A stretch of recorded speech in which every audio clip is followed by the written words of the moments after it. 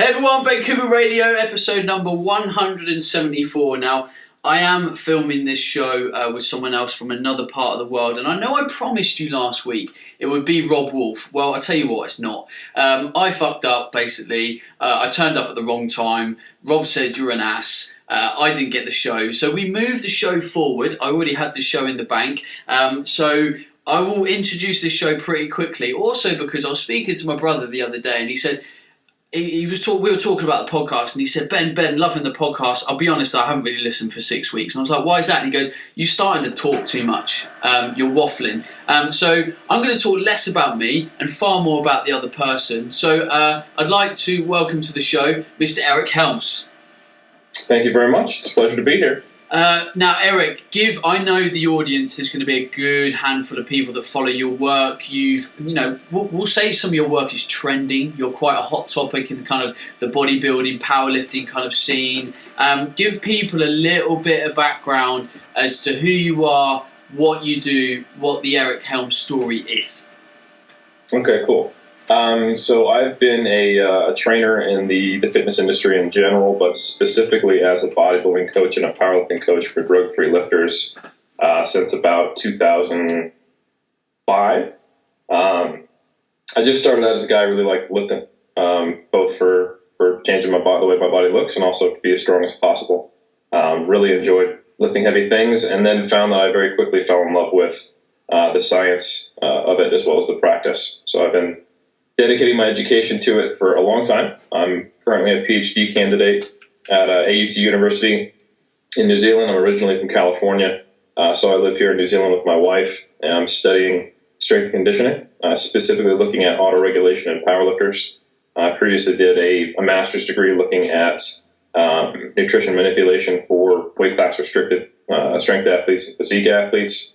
And basically, man, I just love helping people try to find the most efficient way to get from point A to point B that'll also have them enjoying life. I think if I was to kind of drill down to what my career is based on, it's helping physique athletes and strength athletes find a way to get to their goals without sacrificing their life in the process. If that makes sense.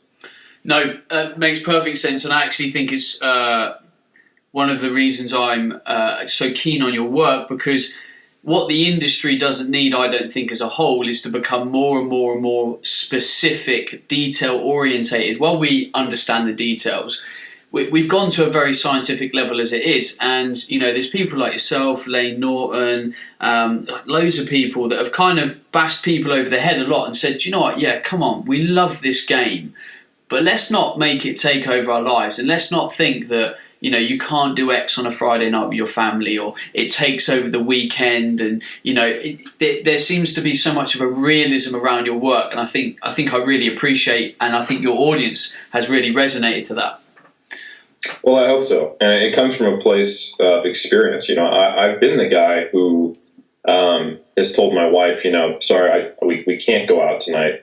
I'm on, that doesn't fit with my macros, or I can only eat these foods, or no, we can't hang out in town for more than 3 hours. I didn't bring my Tupperware, so I've got to go back to the house to eat.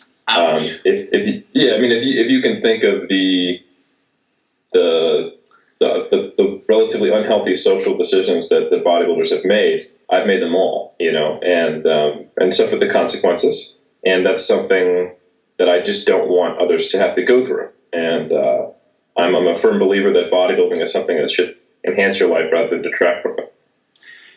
When you first started, I suppose, this message of trying to get more real with people's training, nutrition, lifestyle, initially, did you find there was quite a lot of resistance because it's quite a breakaway? Like, the pattern was in bodybuilding, you need to do this, you got to have hardcore. If you're not dedicated, then if you don't eat every 3 hours, then you're not dedicated. You got to train every day. And for a long time, did you almost butt heads against this kind of message? And then there was almost like a little bit of a snowball effect where 5, 10, 20, 30 people were trying this and going, guys, no, actually, you've got to listen to this dude. Yeah, there very much was that effect. And, I think I was fortunate. People started noticing me, not that I wasn't around before that, probably only maybe 4 or 5 years ago. And it was on a much smaller scale, of course. It was very much within the community of competitive natural bodybuilding. But like you mentioned, people like Lane Norton, Dr. Joe Komczewski, there's a few other predecessors who've been taking a more evidence-based approach to bodybuilding contest prep, and making it something that is, I guess, with a mindset of sustainability rather than just optimality. Just instead of just getting the perfect tick every single box, even the boxes don't need to be ticked because maybe it will matter kind of approach. It's become the approach of, what is going to allow you to get there in a way that is going to be sustainable. So you're competing as a masters competitor. So I think even though I had predecessors, there was and still is a fair amount of pushback on that because it can be viewed in the light that it is a softer approach. And I think this has problems on both sides of it. Yeah, it's a straw man. It's not actually the case. It's someone saying, oh, what you're saying is you don't have to try hard. Or what you're saying is that you're not controlling for as many variables, or blah, blah, blah, blah, blah. And actually, I think it's much harder to try to find an approach that is balanced. When you are having to acknowledge the fact that you need to take care of your responsibilities outside of the gym and the kitchen, and still meet all the goals to get on stage, that becomes much harder. It's easy to lock yourself in a room and only eat the same 6 meals. It has problems down the line, and it can make it harder in other ways. But finding a balanced approach is actually a difficult thing that takes years, And on the other side of it, if you inadvertently get the message out there that, hey, bodybuilding isn't as hard as it has to be, flexible dieting is going to make the process very easy. You're going to get these first-time competitors who come to the sport 18, 19 thinking, oh, I've got the science, bro. I can do it right. It's super easy. And then all of a sudden they have a rude awakening when they find out that it doesn't matter how you get 6% body fat. It's really hard. And, trying to go in there and get a high-volume bodybuilding training program and try to be progressive when you're starving is not easy. And then dealing with, some binge eating related disorders after a competition and trying to manage that happens almost ubiquitously across the board, regardless of the approach you take. And there's a reason why, my business is 3D Muscle Journey, and the 3D stand for dedication, desire, and discipline, not like, balance and this is easy in science or something like that. Mm-hmm. It's one of those things where we are trying to do everything we can to mitigate all of the potential risks, really social risks and emotional risks that come with this competing in such an extreme sport, because there's no way to fully control them. So the approach of having a sustainable, flexible model isn't just about let's make this something that everyone can do and make it easy. It's more about I want to take high-level competitors as far as I can, and that's going to require a career rather than one really good show that you did and then you said, screw it, that sport's crazy. Does that make sense? No, definitely. And I think that's the problem with fitness, even at the most basic level, is that everything seems extreme and alienating. You look at the obese guy going into the gym for the first time, he seems completely alienated by the experience. And then the person that does their competition for the first time can fall in the hands of a bad coach, have a bad experience, it'd be so extreme, they weren't able to live their life for 6 months. And everything's so extreme that no one ever has a passion for fitness, both at the elite end and the basic end. And really, the fitness industry was created to help people achieve more within the remit of what they want to do, not alienate them from just being, fit and healthy. Well said. I 100% agree. And I don't want anyone to get to the point, even a competitive athlete, to where even if they turn pro, where it feels like a job, And on the other end of it, I think, one thing is interesting. Like, most trainers are extremely physical people. They express themselves in physical ways. They couldn't see themselves not training, and that's why they became trainers. And a hurdle that almost every personal trainer I've ever met has to get over is the fact that they need to realize they're different from 95% of the population, And one of the huge keys towards helping people, especially the general pop we're talking about here, is empathy and relating to your client and being able to give them tools that make sense to them and that they can apply in their lives. And if you're coming from the perspective of someone who trains 6 days a week, and when you go on vacation, you're excited to go train in a new gym, and then when your client says, "No, I didn't train on vacation," you're like, "What's wrong with you?"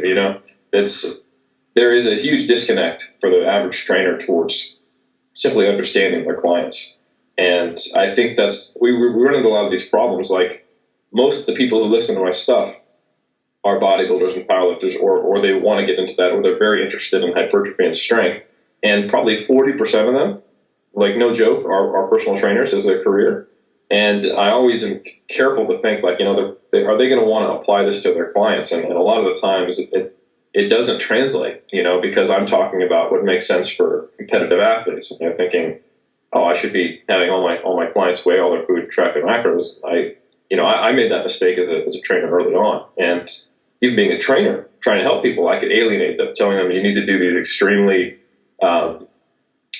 what I would say highly OCD behaviors, even though compared to the crazy, crazy stuff that bodybuilders have done traditionally, it's more flexible and more realistic, and allows probably a healthier approach compared to having no experience in the fitness realm. Having to track your protein, carbs, and fat every day, 7 days a week is an example. It's insurmountable, and it's discouraging for your general pop client. So making a segue into nutrition now, if it fits your macros is something that is very much a hot topic in the fitness industry right now, and rightly so. I know this is something that you're very passionate about talking, because it allows people to realise that there's flexibility within a diet and a training program socially. But what's kind of happened is, a war has emerged between the science side of nutrition and the kind of clean eating, paleo, natural, whatever. And it's like there's kind of no middle ground. And, we've covered discussions on this before, but what I don't really see being breached by a lot of the scientific crowd is where this actual remit of health comes in. So most scientific approaches to nutrition will say, right, we need to get protein, carbohydrates and fats in order. We then look at fiber, and we look at micronutrition and hydration on top. Now, most coaches will use this loose term of micronutrition, but I don't actually see many assessing and tracking micronutrition. It's almost just like, trust us, we do this. We're accounting for us. And there's this kind of 80-20 rule with nutrition. 80% good, 20% bad. Get it into your macros, you'll all be sweet. Where do you kind of sit on this sort of balance of, should it be 80-20? Should it be more 90-10? And how are you looking at people's health markers as an individual to make them kind of think, well, actually, 80-20 isn't appropriate for this guy. He actually needs to be 95-10 or 90-10 or whatever. Let me know where you stand on that. I think that is probably, in my opinion, not the exact right question when you're talking about health for individuals. Is what percentage of their diet should be single item food ingredients that are, quote unquote, would probably fall on some clean versus dirty list. Because I think it would be an extremely unhealthy behavior to try to model a food plan. Like, if you actually go through the trouble of trying to model a food plan that gets, and not too high, not too low of doses of all the micronutrients for a person every single day, this becomes, like, if we think that tracking protein, carbs, and fat can sometimes be too OCD, having an if it fits your macros and micros approach would be sheer insanity, in my opinion, in terms of someone being like, I can't have blueberries today. I've got to have a different fruit, that kind of thing. So I think the reason why the quote unquote scientific crowd will lean more towards a kind of a heuristic approach of, you want to have a certain amount of quote unquote clean foods versus discretionary calories, if you will. Mm-hmm. Or things like I've done in my recent book or my video series. I talk about getting a certain number of servings of fruits and vegetables, related to your calorie intake, like a serving per, 1,000 calories, every day, and then hitting a certain fiber minimum, et cetera. But things like that are, because they're easy to remember, they're easy to incorporate, and they meet kind of the criteria of having a realistic goal. But if you were to start telling people, we need to work on your retinol consumption, or something like that, it gets really, focusing on micros. I could see that just getting really crazy, and also getting into the realm of nutrition that most people are simply not qualified to talk about. When you start talking about micronutrient interactions and like trying to treat specific issues, so it's a huge can of worms. And I think the real question is, in terms of health, is how much of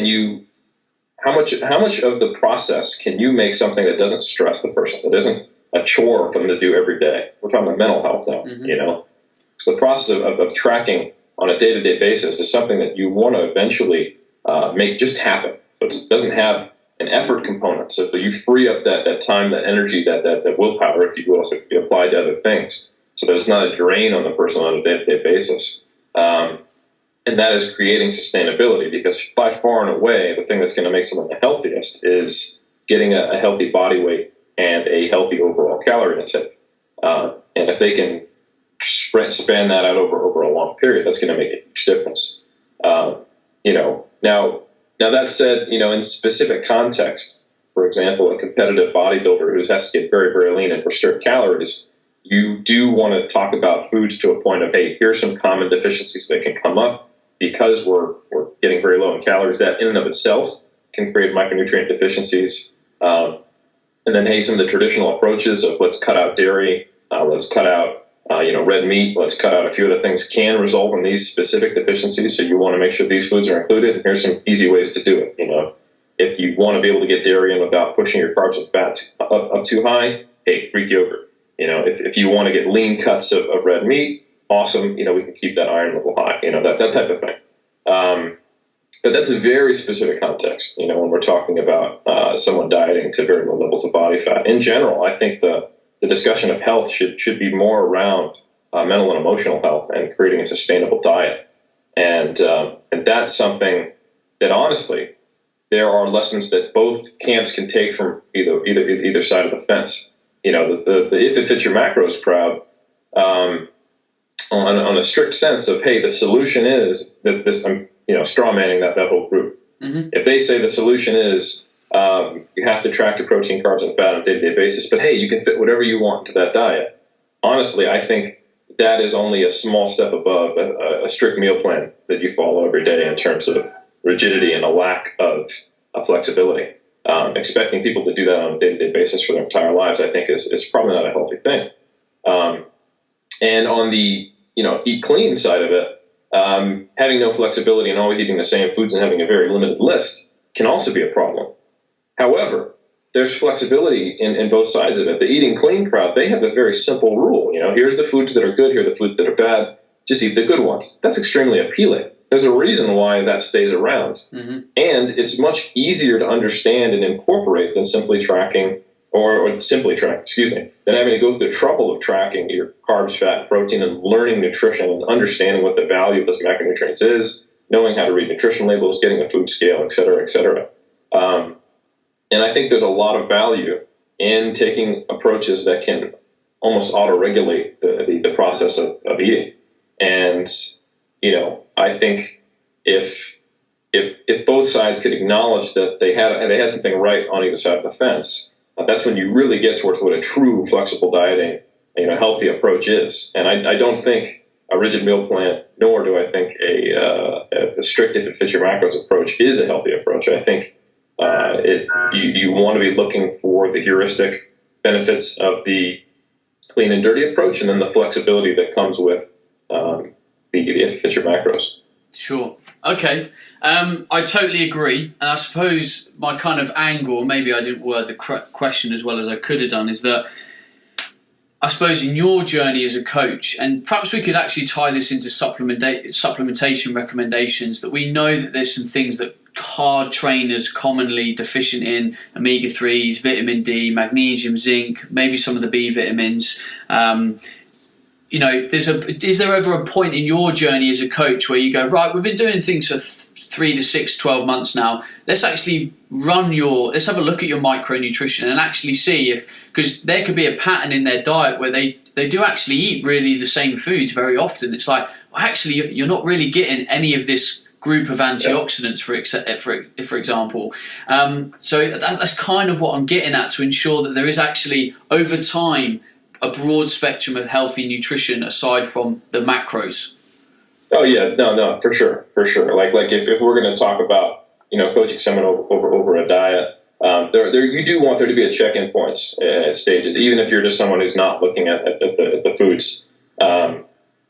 Like for example, especially with my female dieters who typically have to get lower in calories, have a lower body weight, so they have to diet on less calories, and more often than not, they have a greater amount of pushback. So in the end, what it means is you've got a very low calorie pool to play with. There are certain things you want to make sure are there for menstrual health and all kinds of things that are going to affect the outcome of the diet and their health in general. I'm always checking in and going, hey, are you getting any red meat in your diet? Hey, are you getting any dairy in your diet? Mm-hmm. As an example. And when I educate my clients about supplementation, I show them kind of a list of basically, here's the supplement, here's the conditions where it's appropriate, here's the dosage. Some of the things that are on there is a multivitamin 1 dieting, vitamin D3, fish oil, and kind of having those kind of cover your bases and cover your butt recommendations in place is very useful when you're having a diet that's very low calories to ensure that you're getting that kind of micronutrients covered. So yeah, that's not a bad idea at all. And probably something that most coaches should do is, even if you're just having them report to you their macros, is take a look at a few of their MyFitnessPal entries or whatever they're using to track, and just see if they actually are getting some of the things you recommend. Because it's very easy to check if they're hitting their protein, carbs, and fat. You tell them, here are your numbers, they report them back to you. That's the way most coaches run it. But you can tell them, I want to get you 80% to 20%. I want you to get a serving of fruit and vegetables every day. But if you are never, there's the cliche saying, what is measured is managed. If I give you a recommendation that I don't then actually check in on, it's very easy for some people to see that as not important, to let go of it, and to not have that fruit and vegetable intake on a day-to-day basis, to not have that element of variety in their diet, which I try to instill. So yeah, especially when you've got a new client, that's something that you want to check up on a few times, especially if things aren't going the way you expect them to. So yeah, I would agree 100%. If you can see dietary patterns that show up, and normally the way I personally run that is I'm always encouraging people to get variety in their diet, to include more things. And sure, it's fine to have kind of a set meal plan, but some people operate great with that. It makes it easier for them. Then I go, maybe you have like 3 or 4 set meal plans and switch up the fruit and vegetables in each one, switch up your protein source, try to get more variety in it,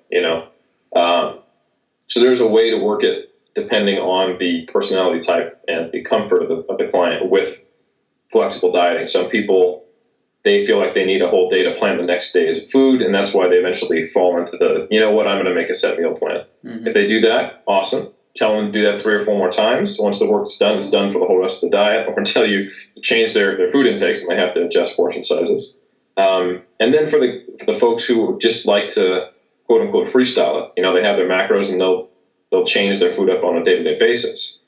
They tend to be okay so long as they aren't changing their foods up on a day-to-day basis based purely on like cravings and seeing like how many skinny cow ice cream sandwiches they can fit in. So long as they have the actual overall mindset of flexibility and variety, that's the word I was looking for, with that freestyling, then they tend to be just fine. But yeah, that I 100% agree with you. That is something that, like I said, if it's not measured, then it won't get managed, and then it could be something that is actually negatively affecting them. Sure. Okay. Interesting. So I want to move into, I know I've only got you for 40 minutes today. I want to move into the kind of training side of your knowledge, something that you are very vocal about alongside the nutrition. How do you personally, and this is a question that everyone wants to know, because everyone's looking at you as the pro. Eric Helms, the pro. People will look at me for direct advice based on what I do as an individual. How do you personally, after your years of learning, your PhD or your current PhD, competing, mistakes you've made, how does your training look, and how does that link back to your personal goals? Now, I ask that for 2 reasons. One, because people want to know what the Eric Helms does, and B, how is that actually looking back at your personal goals? Because in the bodybuilding and powerlifting world, I still see there as a disconnect between people's actual goals and what they're actually doing in the gym? I think that's a good question. And over the years, I've gotten less and less personally sherry. Like I used to have a log every day. I would log my training on bodybuilding.com in the forums. I did that from 2006 all the way to 2011. You could look at an entire prep or an entire off season. You knew exactly what I was doing. Wow. And at a certain point, I started to realize that was less instructive than I wanted it to be. Or rather, it was instructing things that I didn't want people to take home.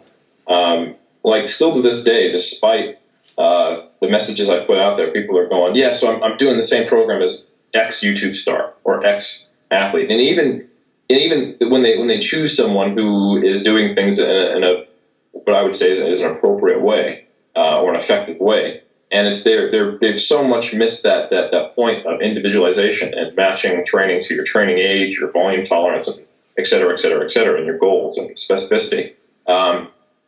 Training shouldn't look the same between two different athletes, even when you're using the same principles. There may be similarities. So I have gotten away from just putting my business out there because I don't want people just to mindlessly follow what I'm doing. That said, with that disclaimer, I'm happy to get into it. And I think the biggest thing that has changed in the way I approach things with my life related to my goals is acknowledging the fact that I have the goal of getting a PhD. I have the goal of doing a whole lot of other things. And I have had to work very hard to find a flexible approach that allows me to put the time in I need to get a PhD and to speak and to write, while also meeting my goals as a powerlifter and a bodybuilder. And the reason it's taken a lot of effort is because I don't want to compromise my training. I love training. Mm-hmm. I've competed in probably over 30 powerlifting meets, and I've done 9 shows, and I plan to do more. I've even done a couple of Olympic lifting meets.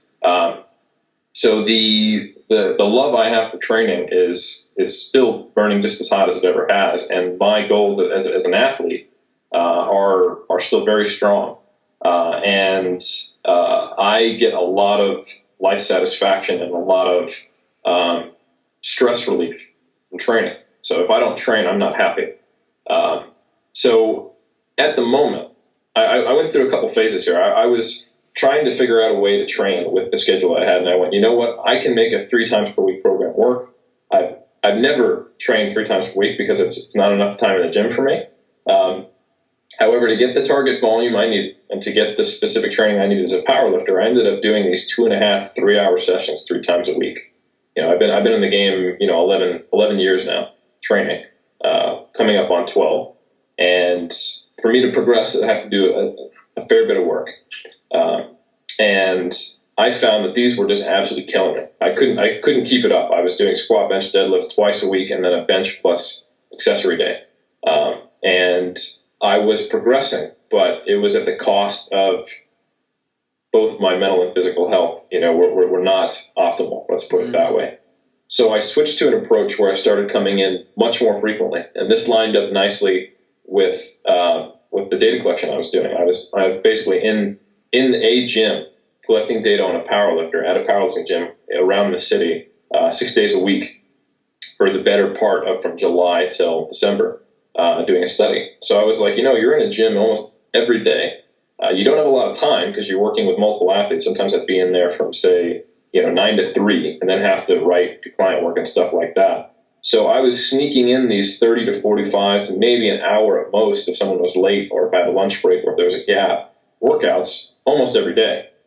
And I've found now that basically spending 2 to 3 movements every day 6 days a week and periodizing that approach has worked really well for me. So I've been taking basically a 6-day-a-week approach where I am training the main lifts every single day to some extent, and then doing accessory work afterwards has been what's worked for me in my schedule. And all of the principles that I advocate are still in place as far as, I have a periodized approach. Where I have, volume earlier in the week, quote unquote, your heavy technique work, low volume approach, like working on my lifts and doing Basically, your low stress total workouts in the middle of the week, and then I do strength work in the latter half of the week. So that's a rough undulating periodization approach. And then I go through accumulation and intensification blocks. Then I do some AMRAPs and tests, take a deload, rinse and repeat. And that's essentially what I'm doing at the moment. I have a blended approach for bodybuilding and powerlifting at the moment. I was doing almost exclusively powerlifting training for the last 3 years because I wasn't going to compete in bodybuilding during my PhD. But now that my PhD is looking to be over in about a year and a half at most, I'm thinking I probably want calves if I'm going to actually step on a bodybuilding stage, And more in general, I do think it's much more potential for me to grow and develop a physique. And I'm taking a more higher volume, more accessory work kind of approach to my powerlifting training. So I look a little bit more like a bodybuilder who uses the big three at the moment rather than a pure powerlifter, just doing accessory work to have, bigger muscles to help him with bigger weights. Interesting. Beautiful segue into my next question, as always. So you're using both. You're training for powerlifting. You're training for bodybuilding. You're using the big three. You've got the accessories in there. What do you find that people have to get right? And this is purely from a training perspective. I don't really want to talk about nutrition because we know calories need to be high, protein consistent, etc. What do you think that people need to do to recover effectively and progress effectively, need to do in their training, or ensure that they do to make sure that they're recovering? Because one thing I found, and I've never tried one of your training programs, by the way, I will precursor that, but a program that I've trained with that's similar is Lane Norton's FAT model. So strength earlier in the week, volume later in the week, and I found that you had to be really on top of kind of everything to recover effectively. It was hard work on the body. And I would probably, looking at back, the first thing I would do is kind of eat more. From a training perspective, what do people have to do to make sure that they can maintain that level of training? Because just by what you said, it didn't sound like you deload that often. I'd probably take a light week every fourth week, somewhere around there. Okay. Yeah, I think the big problem that most people are doing is that the quote unquote programs out there are not really programs; they're splits. They'll tell you what to do in a week. Yep. So what's your program? What day do you train, bench on or whatever? And even when they're well set up, it's not programming, to be honest. And not to be blunt with everyone who's following these things, but telling someone what to do in a week, that's a week. And repeating the exact same workouts, simply just trying to increase load or reps every week is only going to work for a while. That probably worked for my first 2 years of training. Mm-hmm. But then there comes a point where you can't simply just caveman it. You end up, you're almost going to failure every single week. You're always doing the same lifts. You get frustrated and you just change things up. So I think what people need to understand is that there should be at a certain point, a more systematic approach to progression, incorporating recovery weeks or intro blocks, and not program hopping. There's nothing wrong with changing to a new approach, but you need to understand how different programs fit together. Like if you go from, let's say, FAT to DC to Shiko to Smolov, and you're just thinking, I'm going to wait till I find the program that quote unquote works, you're really kind of missing the boat. These are not distinct things that are different from one another. All they are is organizations of volume, intensity, and frequency. And if you're going from one program to another and the volume is way higher than the previous one, you're going to run into issues. So you have to get an idea of what the total volume that you're doing, and then that's what you've adapted to. And if you're stalled and you're feeling pretty well recovered, then you're going to need to make some kind of progressive increase in the total volume of work, more than likely. So the next program you go to, you need to know what the volume is. Mm-hmm. To use nutrition just as an understandable example, when you get someone and you want to put them on a calorie deficit, you have to have some idea of what their maintenance would be. Just like when you get someone and you want to get them to progress in the gym, you have to have some kind of idea of what their current adaptation level is and to what level of volume and what intensities and what is the specific goal they've been training for. You can't just throw a program at them. And I think that's what most people aren't doing right, is they jump into a program that is way too much too soon, and they burn out very quickly and they can't follow it. That's when you get these kind of silly comments online like, oh, that program's crazy. You can't do that unless you're on drugs or blah, blah, blah, blah, blah. It's like, well, maybe it would take you 8 years to get to the point where you're doing that. There's a reason why that is considered an overreaching program for most people. So to answer your question, the big thing would be to be aware of what your current volume tolerance and your current level of training, the amount of training you're doing is. And if you are not progressing, you have to realize that there probably needs to be a progression to it. And there needs to be an intro week, which is basically like a deload, so that you can stepwise increase to that level.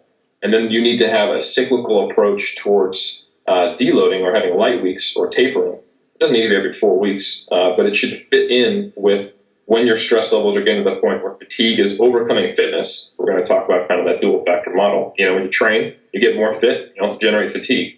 Fatigue goes away real quick, If you're managing it well, then your fitness can progress and you can actually see it. But if you're more fatigued than even if your fitness is going up and you're more fatigued, then you won't be able to express it. Mm. So having a planned variation in your volume to allow you to express, overreach, recover, and then continue to progress is critical, rather than just taking a split and following it every week and trying to progress it, in terms of load or reps, and then eventually not being able to progress and going, okay, it's time for a new program. My body won't adapt to this anymore. So it's not that. It's just that split is a fixed amount of volume.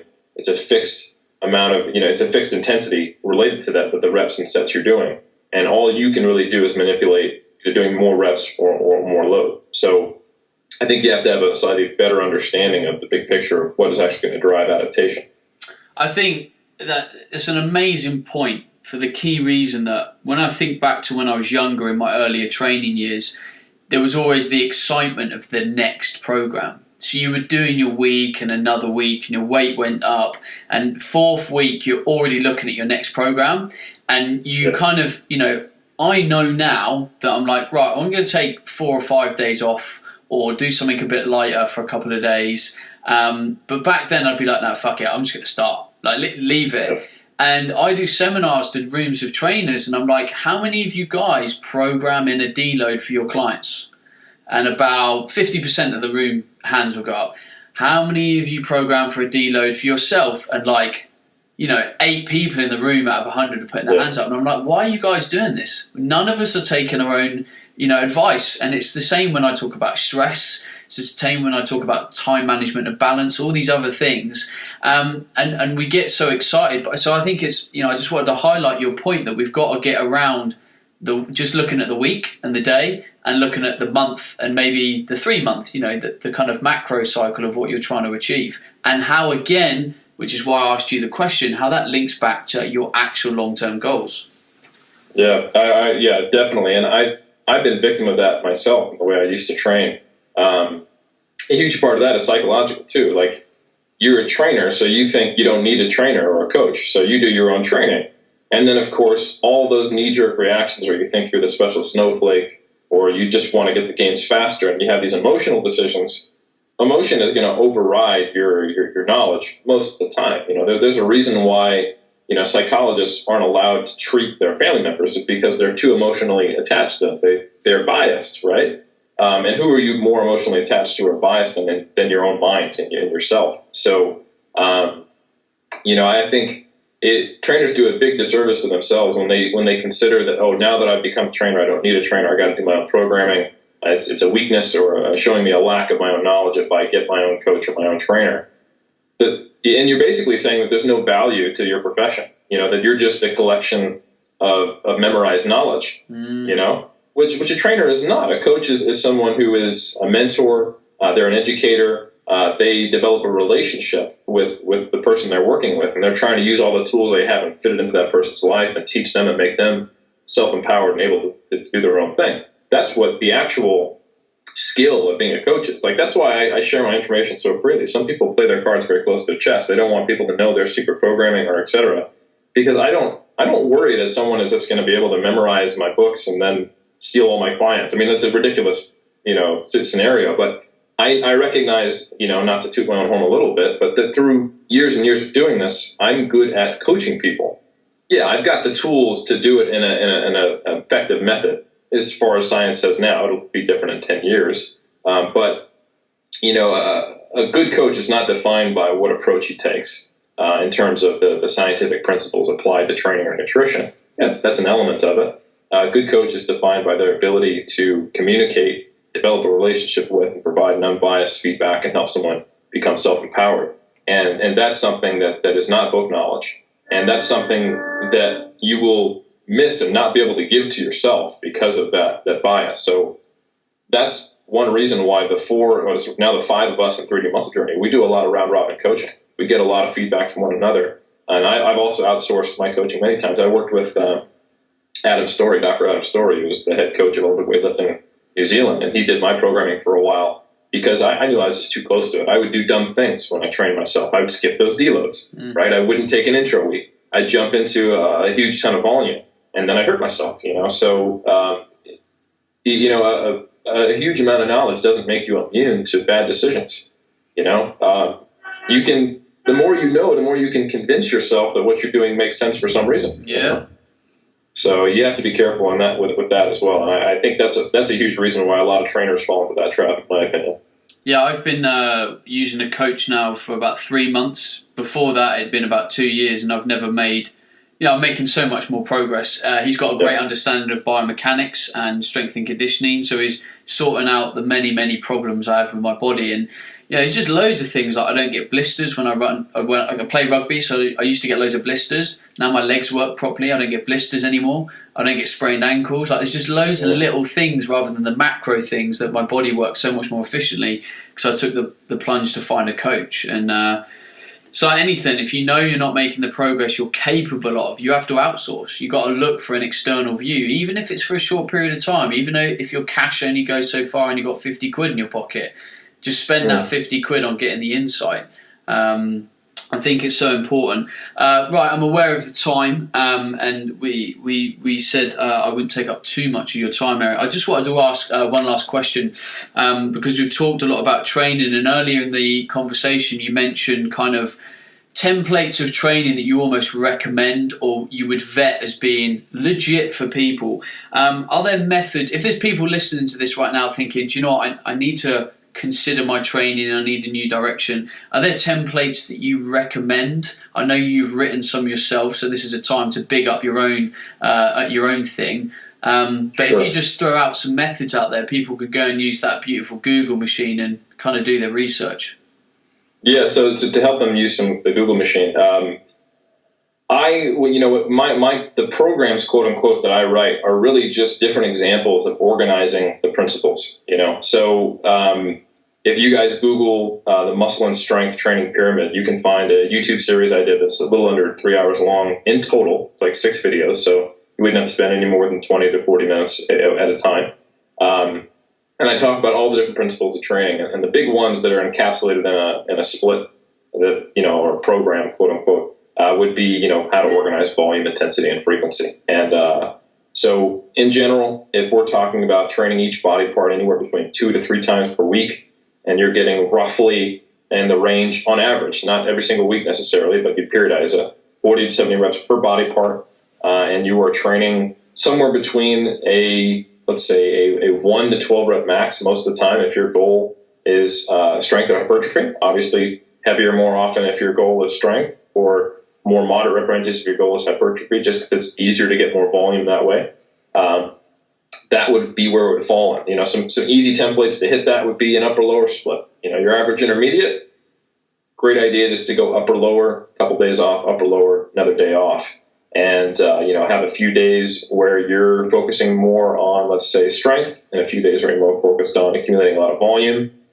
As you mentioned, cyclical deloads, and then following some basic progression plan, whether it's double progression or kind of a wave-loaded progression. And I go over those in the videos. And then as you get more advanced, you need to figure out ways to add more volume in without stressing any one day too much. That it might mean an increase in frequency. That might mean incorporating, different setups like a full body training or something like that. Definitely check out the Muscle and Strength YouTube video. And if you really want to dive into the weeds, I'd highly recommend the books we recently released, the Muscle and Strength Training and Nutrition Pyramids. And you can take a look at how to take all those principles and turn them into programs. Nice. So in terms of your other work, I'd love to let you tell people about where they can find you, where your websites are, social media, all that kind of stuff, so they can get on board with some of your advice. Awesome, sure. So the big one is, I'm part of a 5-headed dragon of coaches. That's 3D Muscle Journey, and we specifically work with drug-free athletes who are competing in strength or physique sport, or those who want to aspire to that. And that's 3dmusclejourney.com. That's the number 3, the letter D, and then musclejourney.com. Also, if you're a trainer and you're looking to further your education, myself, Luke Johnson, and the SBS Academy, and also Dr. Mike Zerdos have developed the curriculum and the content for what's called the SBS Academy, the Shredded by Science Academy, which is a year-long online course for trainers. And there is specifically a module taught by myself and a module taught by Dr. Mike Zerdos on basically competitive physique athlete coaching and competitive powerlifting coaching. So you want to check out the sbsacademy.com if you're a trainer and want to take the next step in furthering education. And then finally, if you want to read my books, check out muscleandstrengthpyramids.com.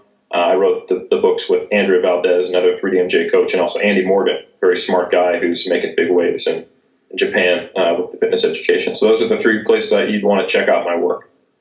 Awesome. Nice one. Well, Eric, that leaves me to just say thank you very much for giving up your time today for the listeners. Eric, what are you on Twitter and stuff so people can give you a high five out in the social sphere?